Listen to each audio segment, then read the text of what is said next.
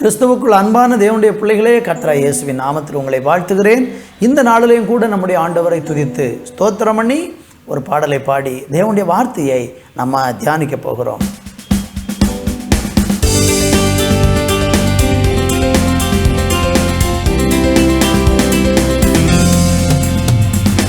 காற்றாக அசைவாடி சுவாசத்திலே உறவாடி மகிழ்ச்சியிலே நான் பாடி துதிக்க செய்பவரே, உம்மை பாட வைப்பவரே.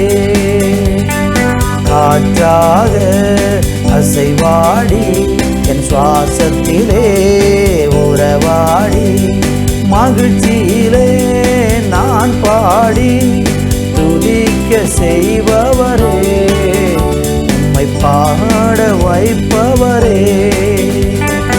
ஆவியானவரே, என்னில் ஆளுகை செய்பவரே. ஆவியானவரே, என்னில் ஆளுகை செய்பவரே. காற்றாக அசைவாடி சுவாசத்திலே உறவாடி மகிழ்ச்சியிலே நான் பாடி துதிக்க செய்பவரே, உம்மை பாட வைப்பவரே. சேற்றிலிருந்த என்னை தூக்கி அரவணைத்தீரே, உள்ளம் கைகளிலே என்னை அழகாய் வரைந்து வைப்பீரே. சேற்றில் இருந்த என்னை தூக்கி அரவணைத்தீரே, உள்ளம் கைகளிலே என்னை அழகாய் வரைந்து வைப்பீரே.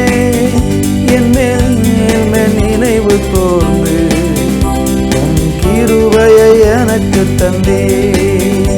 என் மேல் நினைவு கூர்ந்து உம் கிருபையை எனக்கு தந்தே.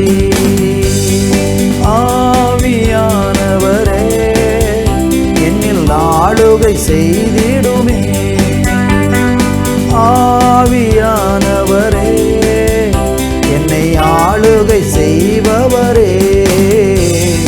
காற்றாக அசைவாடி சுவாசத்திலே உறவாடி மகிழ்ச்சியிலே நான் பாடி துதிக்க செய்பவரே, உம்மை பாட வைப்பவரே. துதிக்க செய்பவரே, உம்மை பாட வைப்பவரே. ஹல்லேலூயா, ஹல்லேலூயா. உம்மை துதிக்க செய்கிற நல்ல தேவன், உம்முடைய நாமத்தை உயர்த்தும்படியான பாக்கியத்தை பெற்ற நாங்கள் ஆண்டவரே, உம்மை துதிக்க துதிக்க எங்களுடைய இருதயம் மகிழ உதவி செய்யுங்கப்பா. கவலையோடு போராட்டத்தோடு கண்ணீரோடு கூட இந்த நிகழ்ச்சியை யாராவது பார்த்து கொண்டிருக்கிறாங்க இயேசுவே, இந்த நாளில் தேவனை துதித்து பரிசுத்தாவியின் ஆளுகையில் நிரப்பப்பட உதவி செய்வீராக. கரத்தில் ஒப்பு கொடுக்கிற இந்த நாளை ஆசீர்வாதத்தின் ஒரு நாளாய் மாற்றும், மகிழ்ச்சியின் ஒரு நாளாய் மாற்றும் ஆண்டவரே. களிப்பின் நாளாக மாற்றி அருளுவீராக. இயேசுவின் நாமத்தில் பிதாவே, ஆமேன், ஆமேன். அன்பான தேவனுடைய பிள்ளைகளே, இந்த நாளில் நம்ம தியானிக்கும்படியாக சங்கீதம் 91 அதனுடைய 15வது வசனத்தை நான் வாசிக்கிறேன். அவன் என்னை நோக்கி கூப்பிடுவான், நான் அவனுக்கு மறு உத்தரவு அருளி செய்வேன். ஆபத்தில் நானே அவனோடு இருந்து அவனை தப்புவித்து அவனை கனப்படுத்துவேன். அன்பு தேவ பிள்ளைகளே, வாசித்து கேட்ட இந்த சங்கீத வார்த்தை நமக்கு எல்லாருக்கும் மிகவும் அறிமுகமான ஒரு சங்கீத பகுதி. அந்த சங்கீதத்தில் படித்திருக்கிற உன்னதமானவருடைய மறைவில் இருக்கிறவன் சர்வ வல்லவரின் நிழலில் தங்குவான் என்று சொல்லப்பட்டிருக்கிறது. யார் தேவனுடைய மறைவில் அல்லது தேவனை தன்னுடைய மறைவிடமாக கொண்டு வாழ்கிறார்களோ, எனக்கு எல்லாமே ஆண்டவர் தான், எனக்கு எல்லாமே கர்த்தர் தான், எனக்கு எல்லாமே என் வாழ்க்கையில் கடவுள் தான் எனக்கு துணையாக இருக்கிறாரு, மறைவிடமாக இருக்கிறாருன்னு ஆண்டவரை மறைவிடமாக அவருடைய மறைவில் யாரெல்லாம் தங்களுடைய வாழ்க்கையை ஒப்பு கொடுத்துருக்காங்களோ அவங்கள பார்த்து ஆண்டவர் சொல்கிறாரு, அவன் என்னை நோக்கி கூப்பிடுவான், நான் அவனுக்கு மறு உத்தரவு அருளி செய்வேன் என்று.